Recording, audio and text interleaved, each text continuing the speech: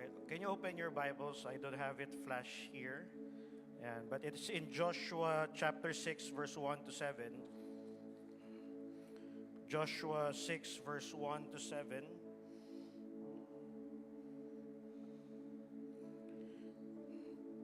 All right, let's read God's word. Now Jericho was shut up inside and outside because of the people of Israel. None went out and none came in. And the Lord said to Joshua, "See, I have given Jericho into your hand, with its king and mighty men of valor. You shall march around the city, all the men of war, going around the city once. Thus shall you do for 6 days. 7 priests shall bear 7 trumpets of ram's horns before the ark. On the 7th day you shall march around the city 7 times, and the priests shall blow the trumpets. And when they make a long blast with the ram's horn, when you hear the sound of the trumpet, then all the people shall shout with a great shout, and the wall of the city will fall down flat, and the people shall go up, everyone straight before him." So Joshua the son of Nun called the priests and said to them, "Take up the ark of the covenant, and let 7 priests bear 7 trumpets of ram's horns before the ark of the Lord." And he said to the people, "Go forward, march around the city, and let the armed men pass on before the ark of the Lord." Can we just pray? Lord, we thank you for your word today. Lord, even in the midst of a storm, whether literal or storms inside our hearts, Lord, I believe that you have a word for us this afternoon. Lord, speak to us. Use your word to transform our hearts, to strengthen our faith, so we can be strong and courageous, Lord, whatever circumstances we find ourselves in. So, Lord, I pray that you use your word, bless your word today. In Jesus' name we pray. Amen, amen. All right, you may now sit down. Good afternoon. Yan, isang malamig at nakakaantok na hapon. So pag nakikita nyo medyo nakakatulog yung katabi nyo, medyo nyo lang. Magigising yan kasi nag-a-alarm once in a while yung ano. And also, as He calls us to be courageous and to be strong, when we do that, when we trust Him, He lets us join Him in His redemptive plan. Kumbaga yung storya ng buhay natin, hindi lang tayo to, may ginagawa rin si Lord in history. Okay? In every people's lives, in the church. That's why we have to be courageous. Alam nyo, we are looking at the book of Joshua. And in this series, we have yung leader na he was looking up to, he was somehow depending to, the promise of God still stands. Kahit hindi na niya kasama si Moses pumunta sa promised land, God was still with him and was going with him. Actually, yung promise, nandun pa rin naman eh. Sabi ni Lord, bago sila pumasok sa promised land, sabi ni Lord kay Joshua in verse 3 of chapter 1, "Every place that the sole of your foot will tread upon, I have given to you." Sa Tagalog, kahit saan ka pumunta, sa'yo yun. Ibibigay ko sa iyo kahit saan ka tumapak. Whether baha yan or hindi yan baha, kahit saan pa yan, sa'yo yan. That's your land. That's the promised land.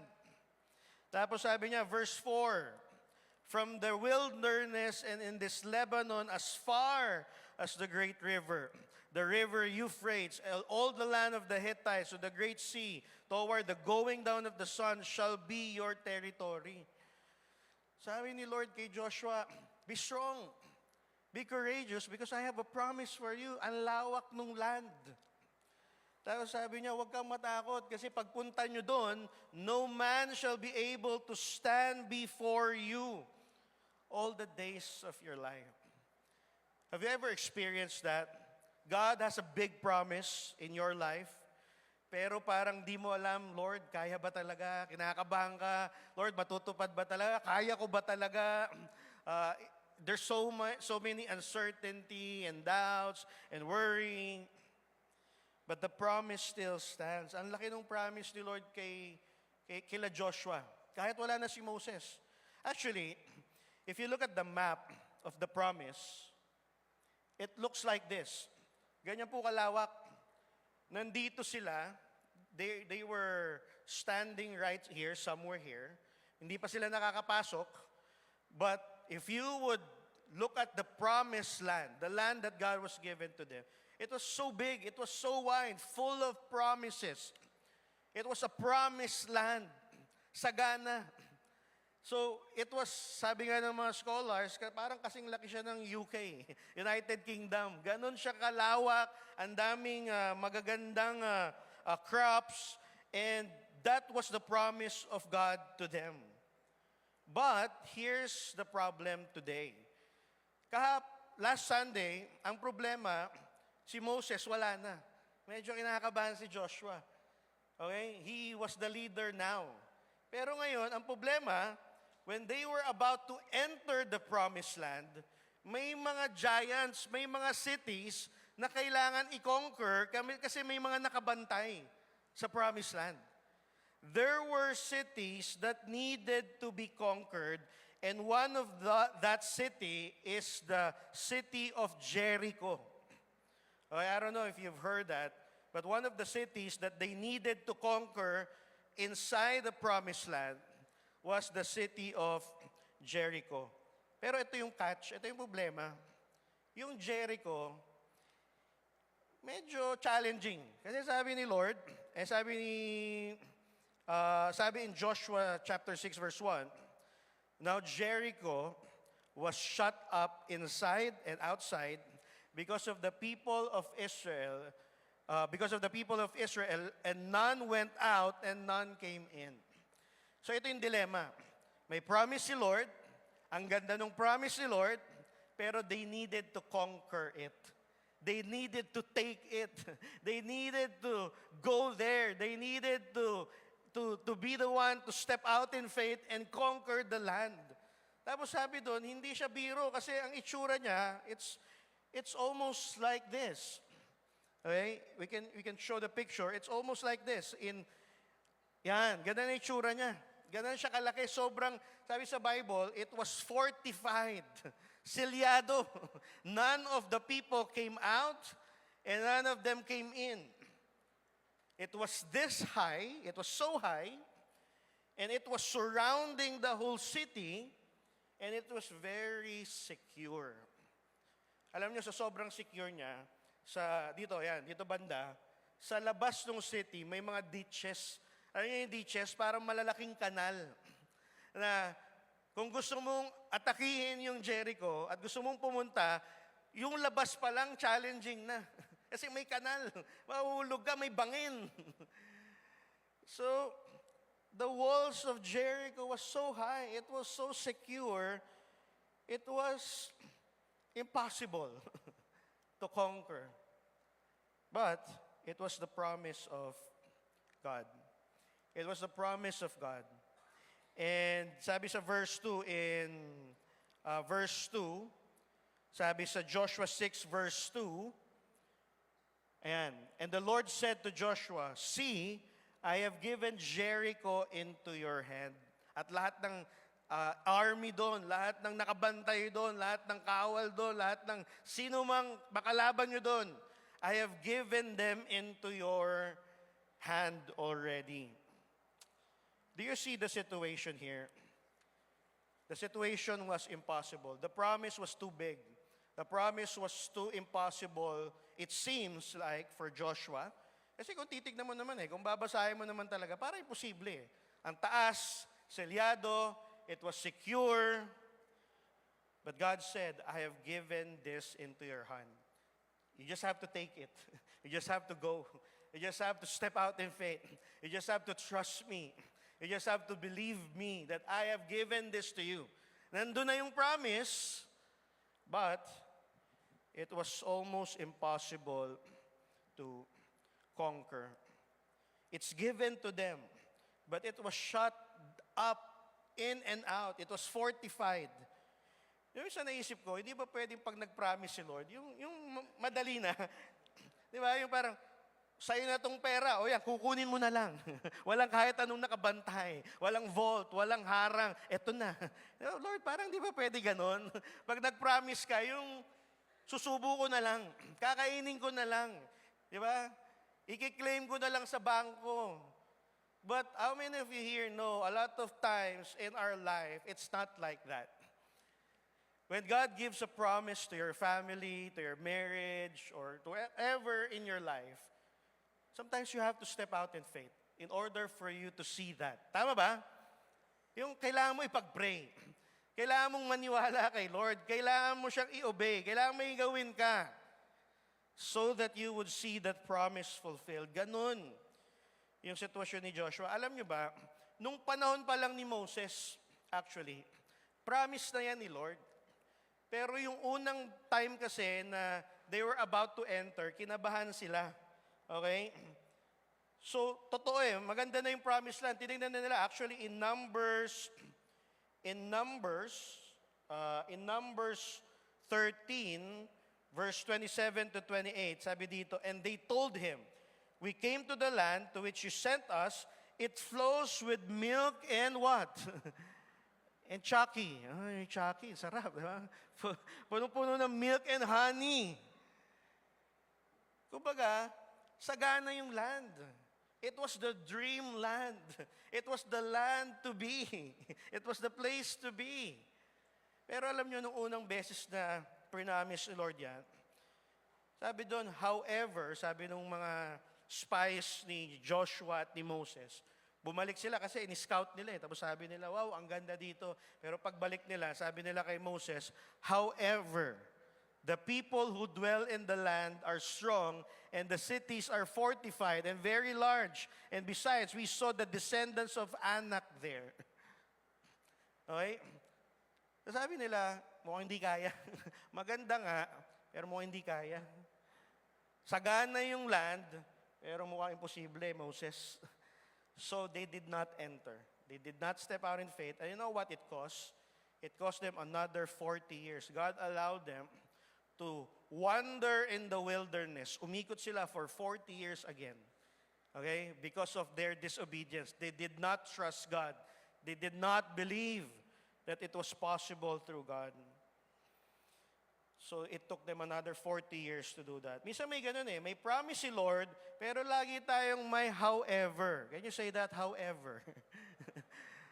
Lord, sabi mo, re-restore mo yung family ko. However, pag uwi ko, Lord, lagi kami nag-aaway ng misis ko. Di ba? Parang ganun Lord, sabi mo, you will provide for us. However, pag tingin mo sa wallet mo, parang, Lord, ano ba to? God wants you to be forgiving. However, pag nakikita mo yung taong kinakainisan mo, parang makita mo pa lang siya, ayoko na, Lord. Hirap. Di ba laging may gano'n? May promise si Lord, pero lagi tayong may however, Lord, parang imposible. However, Lord, parang di kaya. However, Lord, parang imposible to. That was the reality of Joshua. Ang tawag ko dyan para expectation versus reality. Ito yung expectation mo yung kukunin mo na lang. Ito yung, ang ganda ng promise But the reality is different.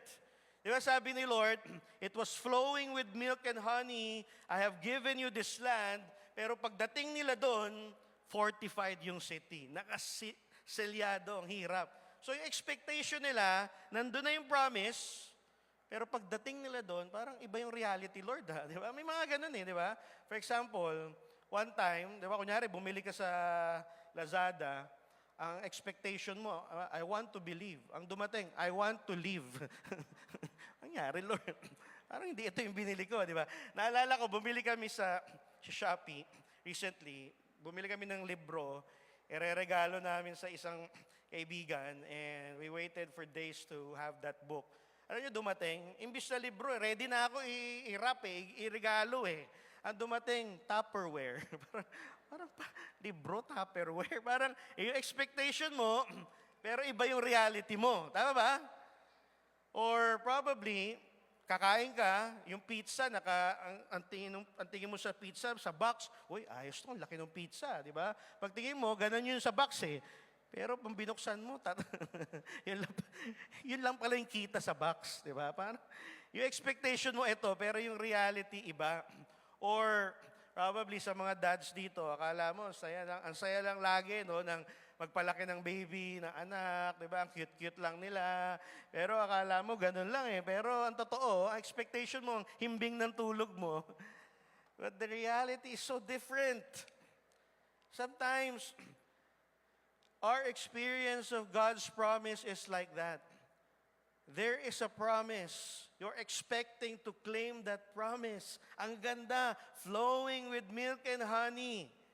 Pero biglang nung nandun ka na, iba yung reality. So the question is, when you find yourself in times like that, what will you do? What do you do when what you see looks nothing like what God has promised? What do you do? When God has a promise, you see that the promise is good. You see that God has a big promise for you. God has a big plan for your life. May plano siya sa pamilya mo, pag-aaral mo, finances mo. You see it, but nung nandun ka na, nung you're about to step out and claim it, it's nothing like what He has promised. Hindi ganun yung itsura. Di ba? What do you do when God said He will provide? But again, sabi ko, pagtingin mo sa sweldo mo, Lord, paano naman? Pagtingin mo sa mga gas, sa mga fuel ngayon, sa economy, tumataas na lahat. Di ba? Lahat nagmamahal na. Di ba? Yung katabi mo na lang, di pa nagmamahal. Tingnan mo yung katabi mo. Lahat nagmahal na. Lahat tumaas na. Di ba? When God said, I will provide for you. Bibigyan kita ng financial breakthrough. But everywhere you look, everything's rising. The prices are rising. What do you do? God promised a breakthrough in your healing. Pero hanggang ngayon, di ba, 6 na buwan na yung ubo mo. Hindi na nawala. Di ba, parang ang promise healing eh. Pero Lord, bakit ganun? Iba yung sitwasyon. Or family restoration. How many of you are believing that God will restore your family? I don't know your story. How many of you are believing that God will restore a conflict in your family? Pero pag uwi mo, di ba, laging nag-aaway, di ba, laging ang gulo-gulo, hindi nagkakaintindihan, kaya gusto mo sa labas na lang, kaya ayaw mo lagi umuwi eh. Di ba? God promised a restoration for your family. But it's nothing like that when you're there. Promise promotion, pero nakuha mo more work, no promotion. May promise si Lord, pero hindi mo pa makita paano mangyayari. For them to experience victory, God instruct them to do what did not make sense. God promised, this is your land. It's flowing with milk and honey. But when they were face to face, when they were inside the land, it's more interesting. Kaya sabi ni Lord, sige, yan yung unang challenge. Yan yung binigay kong land.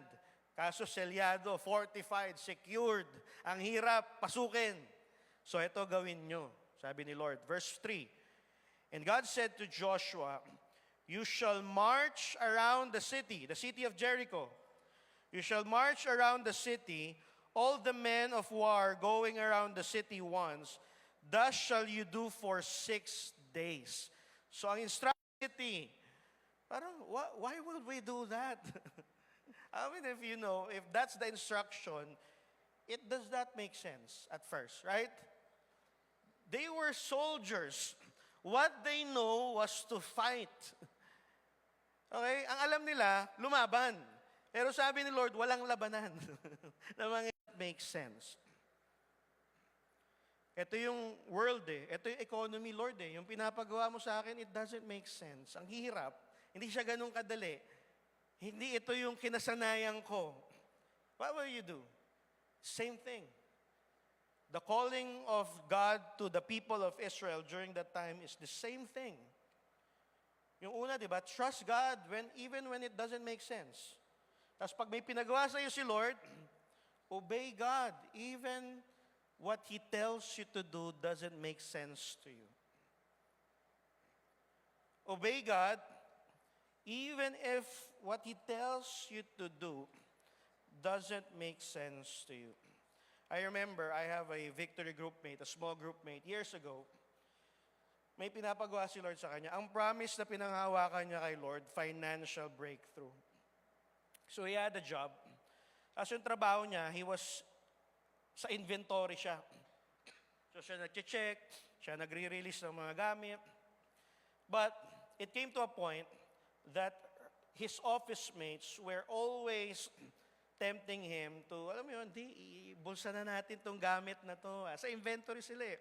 Bulsa na natin to. Hindi, wag mo na tong itali, wag mo na itong isula, wag mo na itong i-record sa atin na to. So naging mahirap na kasi he was a Christian. He was actually a new Christian. And he was always coming to me, bro, paano to? Ang hirap sa trabaho kasi wala eh. Ganun talaga yung kalakaran eh. Ganun yung economy do sa office eh. Di ba? Gusto itago to, wag na i-record to. Tapos dumating yung time na feeling niya, sabi ni Lord, sige, I want you to resign. I want you to find another job. And he was asking God, he was telling me, sabi niya, Lord, paano? Ito nga yung, ang promise mo, financial breakthrough. Ang pinapagawa mo sa akin, to resign. Paano naman yun? Parang hindi mag-connect. Kala ko ba finances ang darating? Yung pala, hindi may darating, may mawawala pa pala. Di ba? So, for many days, he prayed for it. But he was so sure that the voice of God was telling him to resign. Kasi the economy in the office was too much. And so what he did is he resigned. And he came to me one day, he was crying, sabi niya, bro, nag-resign ako, hindi ko alam. Pero feeling ko yun yung sabi ni Lord mag-resign ako and get another job. So, kinofort ko siya, bro, just trust God. And let's see what will happen. If that's God, if yan talaga, I'm not saying that ganun din sa case ng lahat. But for him, that's the case for him. God told them to resign. It was too much. So, for 1 month, wala siyang trabaho.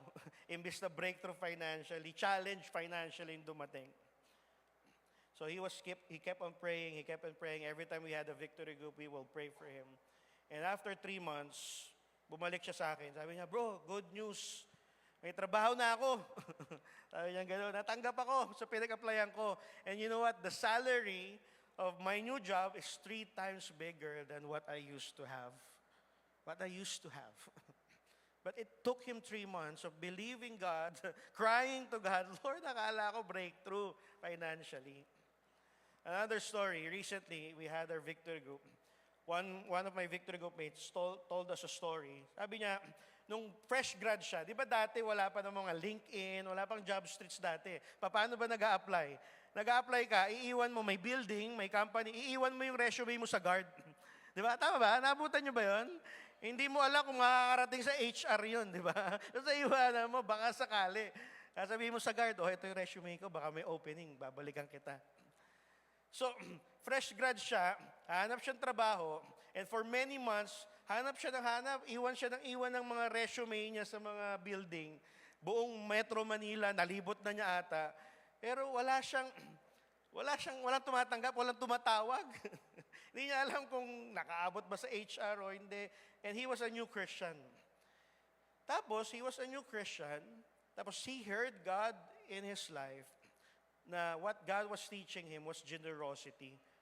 Nung time na yon, kung nakarating na kayo sa Victory BGC, di ba, may building tayo ngayon doon.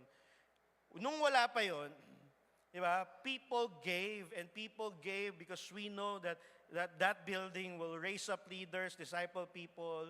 So, isa siya doon sa nakarinig ng balita that there was a building in our church there in BGC that will be built for the next generation. Okay, to be raised up, leaders to be raised. Tapos, he just felt that God was speaking to him. So sabi niya, Lord, wala akong trabaho. Wala pa. Fresh grad pa nga ako. Yung pera ko, ito na lang. Wala na akong allowance. Tinitipid ko nga, Lord. Tapos, he just knew God was telling him, give your money to that. Tapos one time, naglalakad daw siya sa Makati. Tapos nag-iwan siya ng resume niya. Tapos, for some reason, wala siyang katabi, walang nakapaligid sa kanya. Tapos sabi niya, narinig niya si Lord audibly. Sabi niya, give the money. So balingon siya, pero sino yun? Wala naman ako katabi. It was so clear. Tinanong ko siya, sure ka bro? Audible? Oo, audible daw. May narinig siyang boses. Sabi niya, give the money. Sino yun? Lord, ikaw ba yan? Or baka ibang boses yan. So he started to think, Lord, is this you? So still, he obeyed God.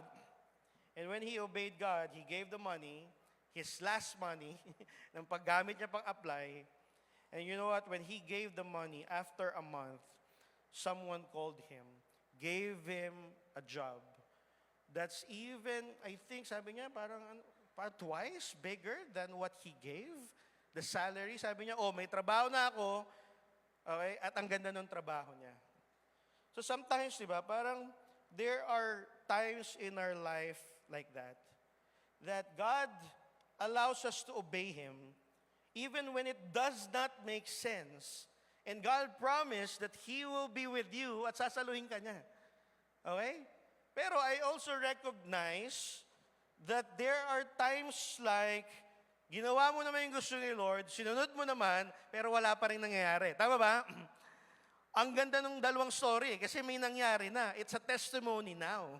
Pero nung nandun sila sa time na wala pang nangyayari, yun yung mahirap eh. Tama ba? When God tells you to obey Him, to forgive that person, or to give your finances to Him, to be generous, or to obey Him with your life. What will we do kung wala pa, hindi pa dumadating?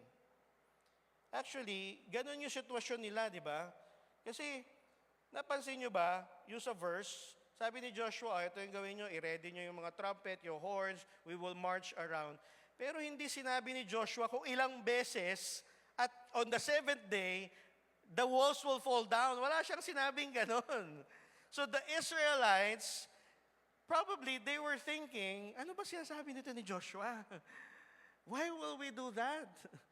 Hindi ko rin alam kung ba't hindi sinabi ni Joshua kung ilang beses, sa seventh day. Siguro kahit siya nagdadalawang isip, naku, baka kasi hindi mangyari, wag ko na lang sabihin.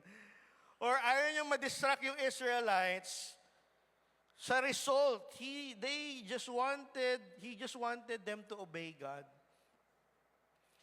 So, they march around the city 6 days, once a day.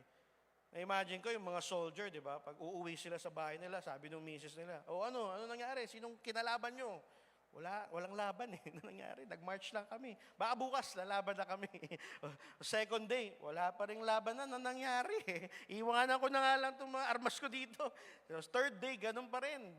They were marching, but there were no results. The walls were not falling down.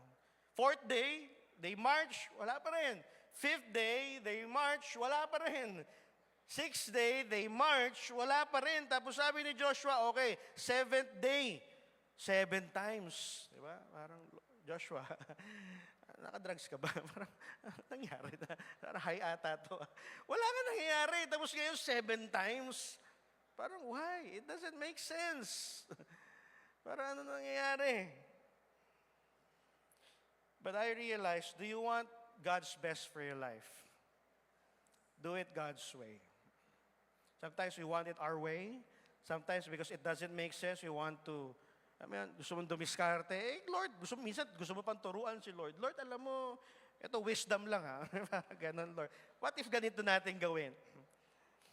Do you want what God's best? Do you want to experience God's best for your life? Do it God's way.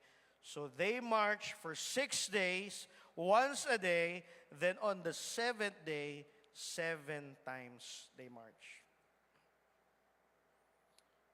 But they didn't know if the walls will really fall. Yun yung mahirap Inobey mo si Lord, pero hindi mo alam kailan darating yung breakthrough. Hindi mo alam nga kung darating ba talaga. But you have to obey God, right? Naalala ko, sino dito nakapanood na kayo ng NASCAR?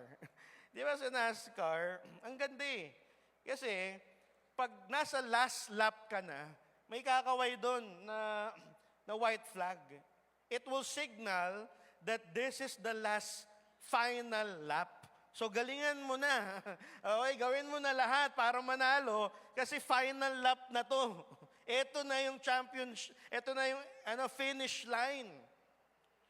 And I realized, life is not like that, right? There's no person telling us, oh, eto na yun, eto na yung year na to. Sasagutin na ni Lord yung prayer mo. Mabubuo na yung pamilya mo. Darating na yung finances. You will be healed. There's no white flag that signals us, oh, next year, eto na talaga. Huwag ka susuko, pray lang. Kapit ka lang, eto na yun. No. There's no signal like that, right? Sometimes God keeps us, encourages us to keep praying, and to keep praying, and to keep praying, and to keep going, and keep obeying Him, keep doing what's right. Eh Lord, hanggang kailan? Basta keep doing what's right, keep doing what's right. Ang ganda sana ng buhay, no, pag may last lap na. Sa mga single, no, obey ka lang, gawin mo yung tama. Makakapag-asawa ka na this year na talaga. Don't give up. Parang, oh Lord, talaga? O sige, antayin ko siya. Andali, di ba? But life is not like that. So what God calls us to do is to keep trusting and obeying God, even if it doesn't seem to be working. That's what we were singing. Even when it doesn't seem to be working, don't give up. Keep trusting God. Keep obeying God, because you know what? It's just a matter of time. Who knows? It is this year. What if it's really this year? What if it's next year? What if it's so much near than what you expect, the breakthrough to come? Will you keep walking even when it doesn't seem to be working? Ano yung gano'n nyo sa buhay nyo? Will you keep walking even when it doesn't seem to be working? Probably the reason why God did not make the wall fall the first time. Siguro kaya hindi pinabagsak ni Lord yung wall sa first ikot pa lang nila, kasi they might think, pag lumaglag yung wall on the first try, it is their marching that made it fall. But they needed to trust God. God needed to show them that it's me. You look to me. Don't focus on the obstacle. Don't focus on the challenge. You look to me. You keep obeying me. You keep doing what I have called you to do. You keep praying to me. You keep stepping out in faith. You keep doing what I told you to do. Until when will I keep doing what's right? Until God says so. Until when will I lose friends as I do what's right? Keep obeying God. Until when will I have to endure these challenges? Until I see the victory? Keep stepping out in faith. So as I end, on verse 15, it says here, on the seventh day, so yun na nga yung ginawa nila. On the seventh day, they rose early at the dawn of the day and marched around the city, the same manner, 7 times. Okay? Seventh day na, ito na yun. 7 times they marched around, and at the 7th time, when the priests had blown the trumpets, Joshua said to the people, ito na, after 7 marching around, sabi ni Joshua, I want you to shout. Shout? O sigaw daw. Sige, pagod pa yung mga, hinahapo pa. Sigaw daw. Shout, for the Lord has given you this city. So they obeyed God.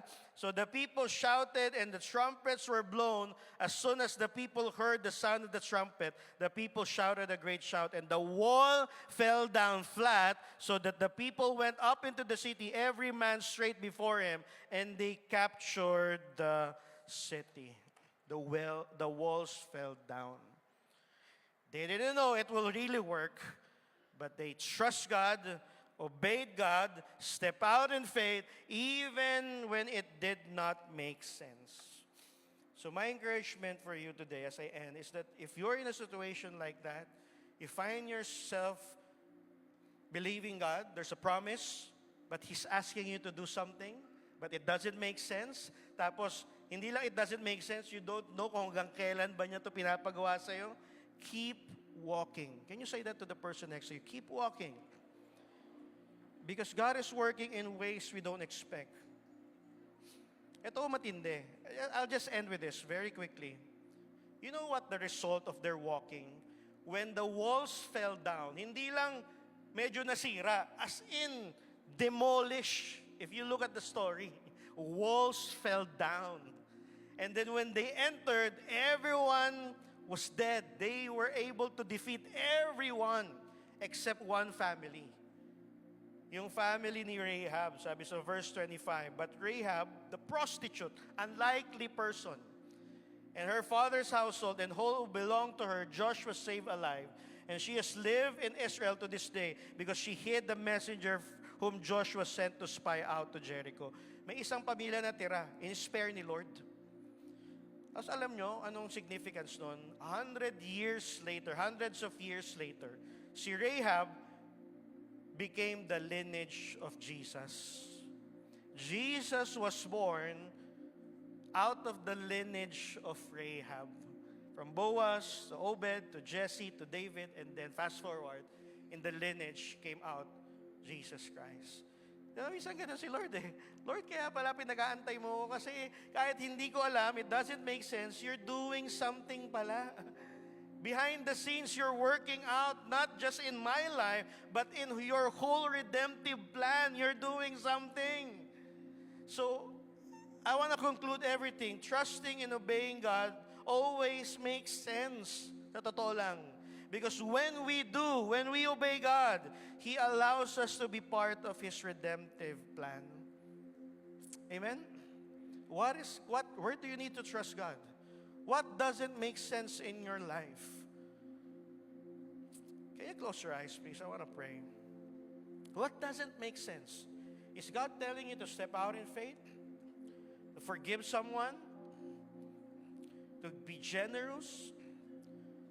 Surrender your life? Or what is God telling you to do? What is the promise of God, and what is He telling you to do that doesn't make sense? And probably you're here also, ginagawa mo na yung pinapagawa ni Lord, pero ang tanong mo, Lord, hanggang kailan? Kailan ba darating yung breakthrough? It doesn't seem to be working. What is that in your life? And I want you to trust God today. I want us to step out in faith today and trust God that He's doing something beyond your expectation, beyond what you see, beyond what you feel. And He needs you to step out in faith and trust Him. If that's you, if there's something in your life like that, I want to encourage you. I want you to step out in faith. If there's something you're saying, Pastor, pray for me. I think God wants me to do something.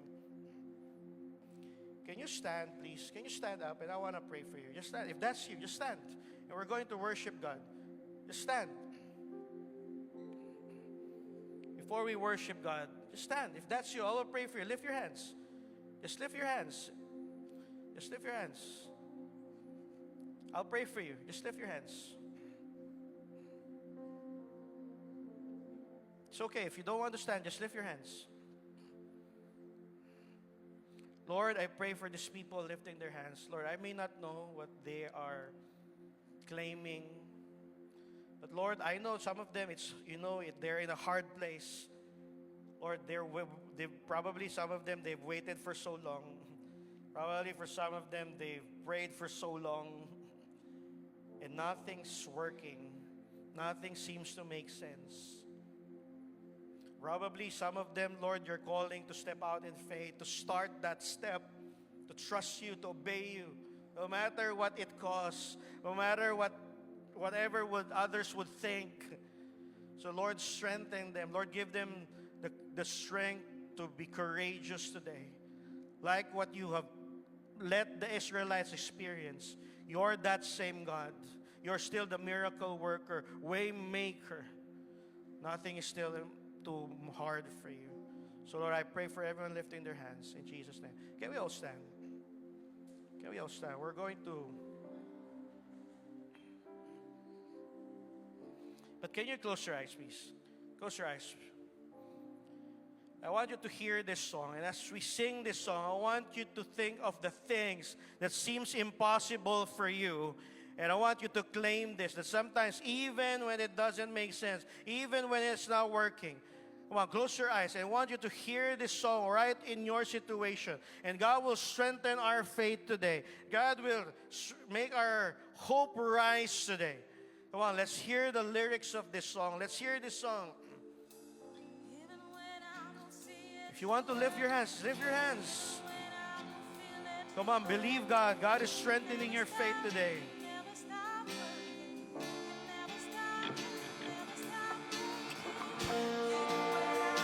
Courage is rising, Lord. Let courage rise, Lord. Strengthen your people today, Lord. May they hear their Father's voice in whatever doesn't make sense, God. In whatever is hard, whatever is too long, Lord. We lift our hands. Come on, lift your hands to God right now. Worship Him. Come on, worship Him. God is doing something.